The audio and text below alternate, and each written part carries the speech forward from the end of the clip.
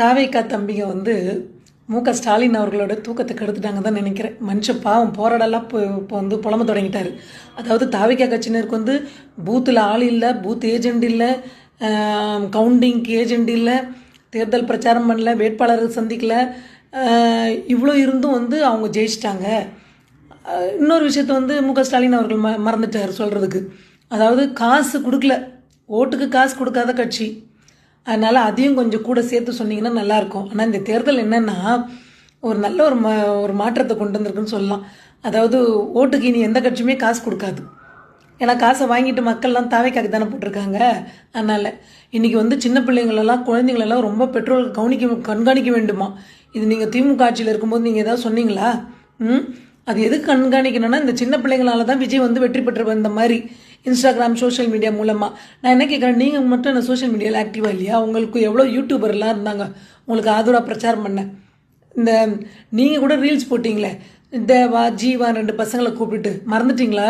முன்னாள் முதலமைச்சர் ஸ்டாலின் அவர்களே, அண்ணாமலை அவர்கள் கூட நல்லா நாக்கு பிடுங்குற மாதிரி நறுக்குன்னு 4 கேள்வி கேட்டாரா? நீங்கள் பண்ணால் மட்டும் இந்த பிரச்சனை இல்லை. நான் என்ன கேட்குறேன்னா, இந்த பிள்ளைங்கனால ஓட்டு மாறிச்சுன்னு கேட்குறேன். இந்த பிள்ளைங்க தான் இன்றைக்கி ஓட்டு போட்டாங்களா? 18 வயசு நிரம்பியவர்கள் தானே ஓட்டு போட்டிருப்பாங்க. உங்களுக்கு சின்ன பசங்க அளவுக்கு மனசெலவில் அவங்களுக்கும் ஏதாவது பாதிப்பு வந்திருக்கும். ஏன்னா கிருஷ்ணகிரியில் 2.5 வயசு குழந்தை திமுக நிர்வாகி பாலியல் வன்கொடுமை பண்ணி கொலை பண்ணானா இல்லையா? அது நம்ம எல்லாம் அவ்வளோ சீக்கிரம் மறந்துட முடியுமா? எவ்வளோ நாள் கழித்து கிட்டத்தட்ட பார்த்தீங்கன்னா 1 மாதம் இருக்கும் எஃப்ஐஆர் போட்டாங்க அந்த ஆள் மேலே. அந்த அளவுக்கு இருந்தது உங்ககிட்ட சட்ட ஒழுங்கு. அதனால் பிள்ளைங்க மனசில் கூட வந்திருக்கும். இன்றைக்கி எல்லாமே சோஷியல் மீடியாவில் பார்த்துட்டு தானே இருக்கிறாங்க.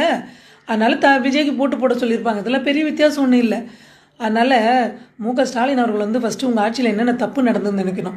டாஸ்மாக் கடையிலேருந்து ஊழலை தொடங்கி பத்திரப்பதிவு வரைக்கும் உங்களுக்கு லஞ்சம் கமிஷன் இதுதான் இருந்துச்சு. அதுவும் மெயினாக வந்து உங்கள் ஆட்சி மேலே இருக்கிற குறை என்னென்னா பாலியல் வன்கொடுமைகள். எவ்வளோ பாலியல் வன்கொடுமை இருந்து சொல்லுங்கள். போதை கலாச்சாரம், தெருக்கு தெரு, சந்துக்கு சந்து போதை கலாச்சாரம், கஞ்சாலாம் கிடச்சிட்டு இருந்தது. அதுக்கப்புறம் பார்த்தீங்கன்னா உங்கள் அயலகர் அணியிலே இருந்தார் ஜாபர் சாதிகன். மெத்த கடத்து தான் அவ்வளோ சீக்கிரம் மறந்துட முடியுமா சொல்லுங்கள்? முதல்வர் ஸ்டாலின் அவர்களே, அயலகர் அணியில் தானே அந்த ஆள் இருந்தார். மெத்த கடத்துட்டு எவ்வளோ பெரிய பிரச்சனையாக போச்சு. அப்போது மக்கள் மனசில் ஒரு மாற்றம் தேவைப்பட்டது. 2 திராவிட கட்சிகளும் வேண்டான்னு சொல்லிட்டு தான் இன்னைக்கு கொளத்தூரில் நீங்கள் எம்எல்ஏவாகவே தேர்ந்தெடுக்கப்படலைன்னா யோசனை பண்ணி பாருங்கள். மக்கள் உங்கள் மேலே எவ்வளோ கோவத்தில் இருந்திருக்காங்கன்றத புரிஞ்சுக்கணும். இனியாவது அதாவது திமுக தான் இன்னமும் ஆட்சி நடத்துதுன்னு சொல்லிட்டு வர்றாரு. ஏன்னா இவங்க ஆதரவு கட்சிகள்லாம் கூட்டணியில் இருக்கிற கட்சிகள் வந்து ஆதரவு கொடுத்தாங்க இல்லையா?